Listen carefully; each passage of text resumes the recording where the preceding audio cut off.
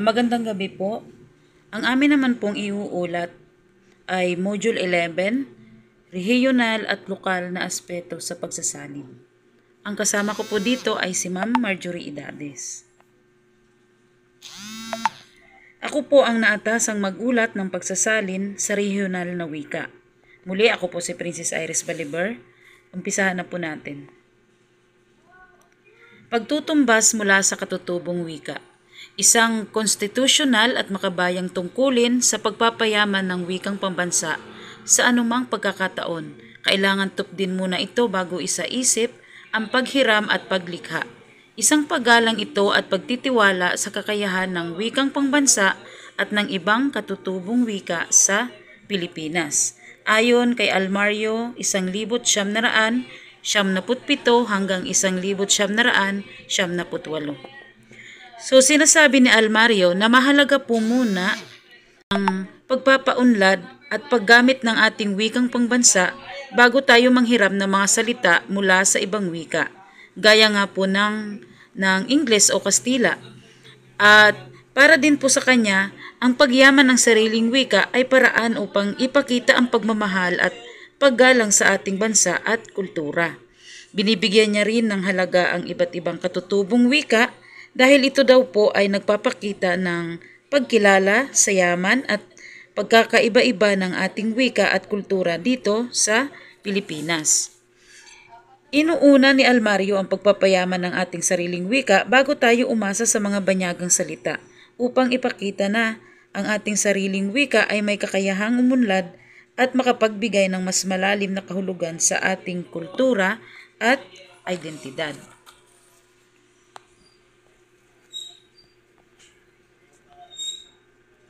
Mula sa kautusan ng Konstitusyon 1987, malinaw na may pangangailangan ang wikang Pilipino sa komunikasyon sa buong kapuluan. Kinikilala ng Konstitusyon ng Pilipinas na mahalaga ang papel ng wikang Pilipino para sa komunikasyon sa buong bansa, para sa pakikipag-ugnayan sa pagitan ng mga Pilipino. Ang itlog ng isa ay itlog ng isda sa Tagalog, ngunit may tiyak na salita ang bihod sa Bicol, Waray at Cebuano. May mga likha o kasangkapang pangkultura ang mga pangkat etniko na wala ang mga Tagalog na hagdan-hagdang ang dakilang payo ng Ipugaw at payaw ng mga Apayaw. Hindi maaring isalin ang katangian ng malong ng Maranao o hablo ng Hiligaynon. Walang katumbas ang maratabat ng Maranao at dungaw ng mga Ilocano. Ayon ulit kay Almario. Sa katagang ito ay nakasaad ang mga limitasyon ng pagsasalin dahil sa pagkakaiba-iba ng kultura at wika. Ang salitang itlog ng isda sa Tagalog ay may katumbas na salita sa Bicol, Waray at Cebuano. Ngunit ang salitang ito ay may pagkakaiba-iba ayon sa kanilang wika. May mga bagay din na kakaiba sa kultura ng isang pangkat etniko na wala namang katumbas sa ibang kultura. Halimbawa nga ang hagdan-hagdang palayan sa Ipugaw at payaw ng Apayaw. Ito ay mga natatanging likha na walang eksaktong katumbas sa Tagalog. Ang pagsasalin ay mahirap dahil sa kawalan ng katumbas na salita o konsepto. Ang ilang mga konsepto ay mahirap isalin dahil sa kanilang kultura. Ang malong sa Maranao, di ba yung malong yun po yung tradisyonal na damit na kadalasang ginagamit. Ginagamit ito ng mga babae sa Maranao. Isa siyang malaking piraso ng tela na pambalot sa katawan o nakakabit sa balikat. At kadalasan sinusuot nila ito pag may piyesta, kasal o maging sa pang-araw-araw nilang buhay. Ito ay isang mahalagang bahagi ng kanilang kultura sa Maranao. Hablon. Ang hablon naman ng Hiligaynon para siyang yarn o hibla o sinulid. Maratabat ng Maranao, isa rin itong mahalagang konsepto sa kultura ng Maranao. Tumutukoy siya sa, ang maratabat ay tumutukoy sa yung pagpapahalaga sa sarili o parang pagprotekta sa kanilang pamilya at kanilang karangalan. At dungaw ng Ilocano, isa naman tong tradisyonal na awiting panluksa na inaawit para sa pagdadalamhati sa pagkamatay ng isang mahal sa buhay. Ito yung mga bagay na may natatanging kahulugan sa kanilang sariling kultura at mahirap isalin o i-translate ng eksakto sa ibang wika. Ang kasunod naman ay mungkahing paglalahok ng katutubong wika sa Pilipino. Ayon pa rin kay Almario, palawakin ang singkahulugan ng mga salita sa kasalukuyang korpus ng wikang pambansa. Iminungkahi ni Almario na palawakin ang kahulugan ng mga salita sa Pilipino sa pamamagitan ng paggamit ng mga salita mula sa iba't ibang katutubong wika sa Pilipinas. Halimbawa nga dito ang salitang ganda at kung ano ang katumbas nito sa iba't ibang wika.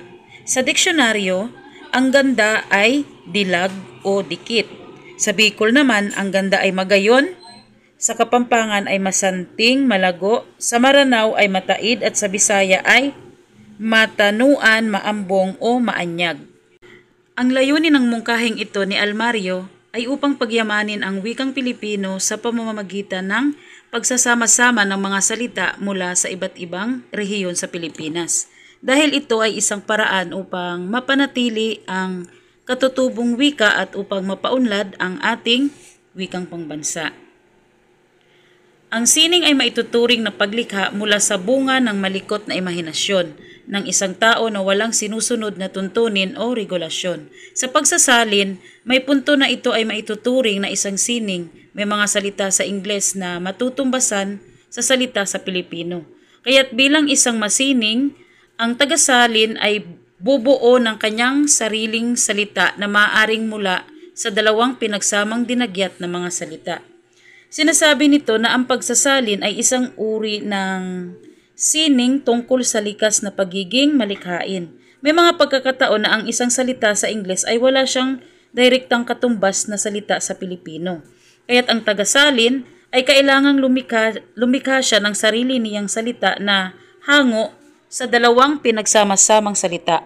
Ibig sabihin, ang pagsasalin ay hindi ito isang simpleng pagpapalit lang ng mga salita, kundi isa rin itong proseso ng pagkamalikhain at pag-unawa sa dalawang sangkot na wika. Halimbawa nga nito ay ang biology, na ang salin sa Pilipino ay banyuhay, na ang ibig sabihin ay bagong anyo ng buhay. Ang sperm naman sa Pilipino ay punlay, galing sa mga salitang punla na buhay. At dahil sa likas na kasiningan ng mga Pilipino, nabibigyan natin ng ating sariling version ang mga katagang ito na dati ay hindi ito maisalin-salin. Narito naman ang apat na paraan ng pagsasalin, ayon ulit kay Almario. Ang una ay ang pagtutumbas. Ito ay ang direktang pagsasalin ng salita o parirala mula sa isang wika patungo sa isa pa. Ang layunin ay mapanatili ang orihinal na kahulugan hanggat maaari. Ibig sabihin, mabago man yung bigkas o baybay ng isang salita, mananatili pa rin ang kahulugan nito. Mula sa Tagalog o sa Pilipino, ang halimbawa ay ang salitang table. Ang salitang table sa Ingles ay kung isasalin natin siya sa salitang Tagalog ay mesa. Magkaiba man ang bigkas, ngunit iisa pa rin ang kanyang kahulugan. At ang pagsasalin naman mula sa ibang katutubong wika sa Pilipinas, ang halimbawa nito ay ang salitang bahay. Ang salitang bahay sa Tagalog ay kung isasalin siya sa Ilocano ay balay. So magkaiba man ang spelling, iisa pa rin yung tinutukoy nila. So ang ikalawa naman ay ang panghihiram sa Kastila. Ito ay ang paggamit ng mga salitang Kastila sa isang pangungusap na Tagalog. Karaniwang ginagamit ito kapag walang direktang katumbas na salita sa Tagalog. Ang halimbawa nito ay ang salitang piyesta. Ang piyesta ay salitang Kastila at ginagamit na rin ito sa Tagalog na tumutukoy sa isang pagdiriwang. Ibig sabihin, ang piyesta ay wala talaga siyang katumbas na direktang salita sa Tagalog. Kasi pag sinabi po nating pagdiriwang, marami po kasing ibig sabihin nun. Isa pong halimbawa, sa darating na linggo ay piyesta na sa amin. Di ba kung papalitan natin ang pagdiriwang ang piyesta, sa darating na linggo ay pagdiriwang na sa amin. Mapapaisip ka na anong klaseng pagdiriwang? Kaarawan ba? Anibersaryo ba? Kaya wala siyang katumbas na salita sa Tagalog.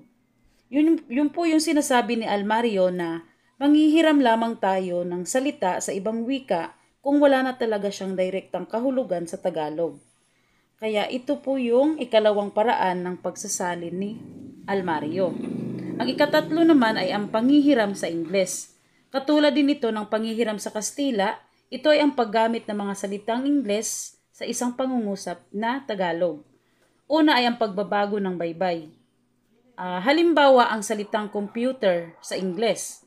Maaari din siyang maging computer sa Tagalog. Binago lamang yung baybay o spelling. Kung ang computer sa Ingles ay letter C, sa Tagalog naman ay letter K. Binago yung baybay ngunit magkatulad pa rin yung tunog. At ang ikalawa naman ay pananatili ng orihinal na baybay sa Ingles. Ang halimbawa naman ay ang salitang email. Kung karaniwang ginagamit natin ang email sa English ay email na rin siya sa Tagalog. Ang email ay walang binago, hindi nabago yung spelling at hindi nabago yung tunog. At ang ikaapat ay paglikha. Ito ay ang paglikha ng bagong salita o parirala upang mailarawan ang isang konsepto na walang direktang katumbas sa ibang wika. Ito ay nangangailangan ng malalim na pag-unawa sa kultura at konteksto. Ang halimbawa nito, ang konsepto ng bayanihan. Ito po yung nabanggit ko kanina na halimbawa, ang bayanihan sa Pilipinas. Mahirap siyang isalin sa ibang wika dahil ito ay may natatanging kahulugan sa kultura nating mga Pilipino. Alam naman natin na pag sinabing bayanihan ay tumutukoy sa sama-samang nagtutulungan, pagkakaisa, pagtulong sa kapwa sa panahon ng pangangailangan, may pagpapakumbaba na walang hinihintay na anumang kapalit. Kung isasalin siya sa Ingles, marami siyang pagkahulugan. Pwedeng cooperation, unity, cooperative effort, community spirit. 'Di ba marami? Walang talagang direktang katumbas na salita ang bayanihan dahil ito nga ay nagmula sa ating kultura. Kaya mahirap siyang isalin sa ibang wika. Maaari ding lumikha ng isang bagong salita na tumutukoy sa salitang bayanihan, pero hindi pa rin ito ang eksaktong katumbas ng orihinal na salita. Ang wikang Iloko naman, ang kaso ng pagsasalin ng mga kwentong Iloko ay isa rin itong halimbawa ng paglikha ng mga bagong salita o parirala upang mailarawan ang mga konsepto na natangi sa kulturang Iloko. Tingnan po natin ang halimbawa.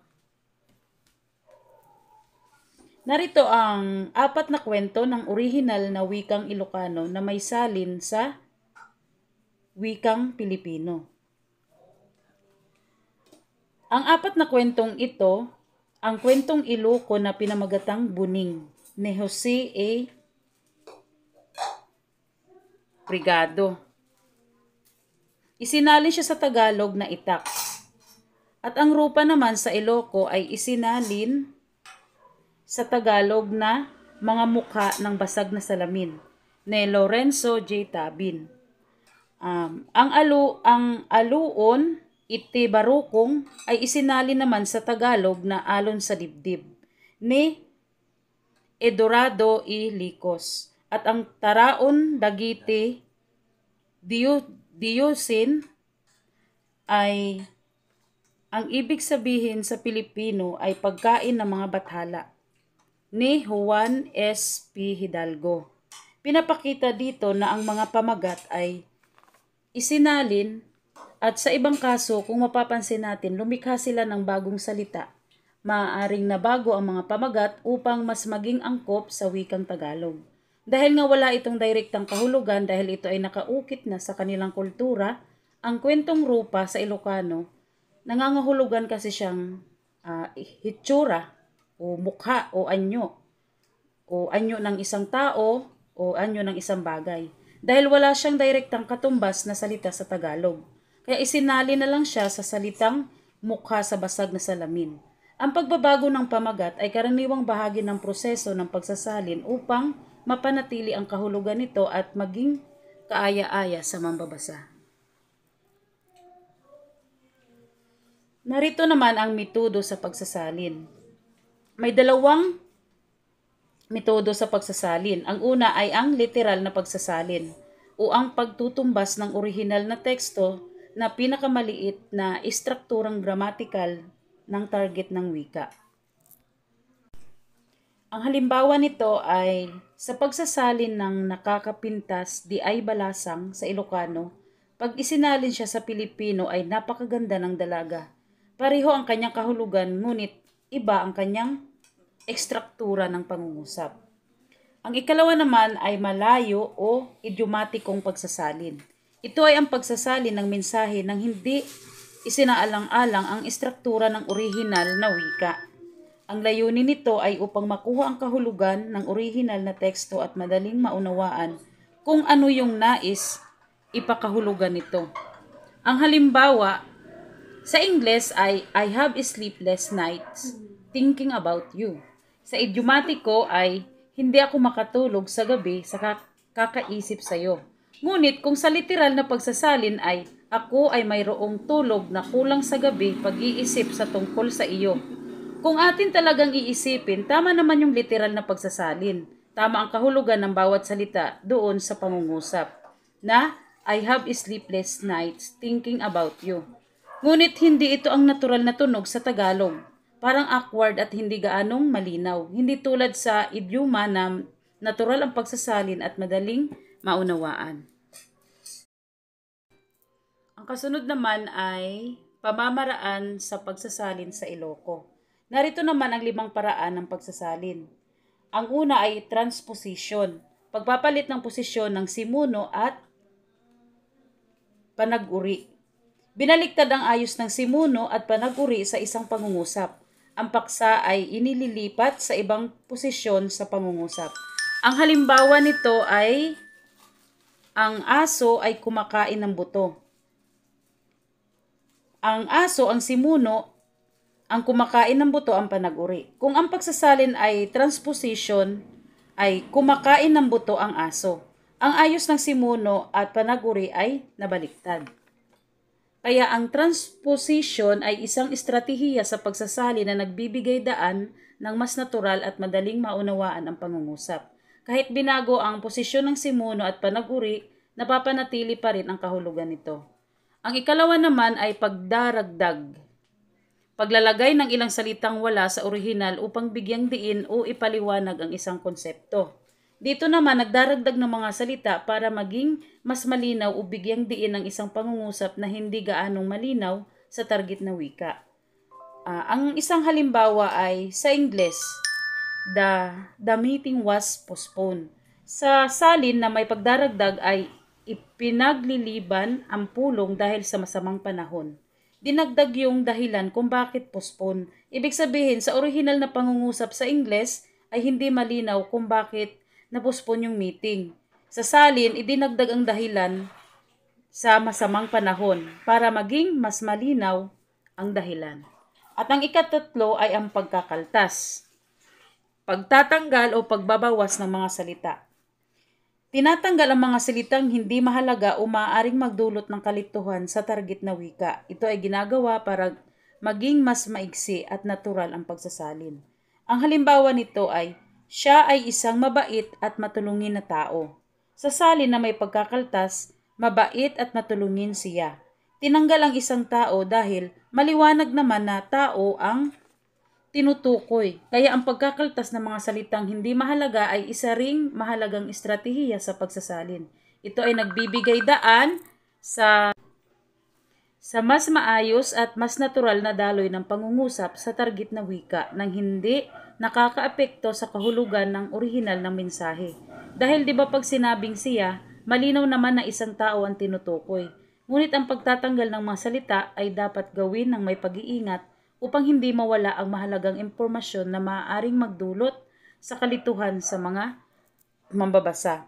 Ang ikaapat naman ay kultural na pagtutumbas. Halos katumbas na salin sa tungo sa lingwahe ng isang kultural na salita sa simulaing lingwahe.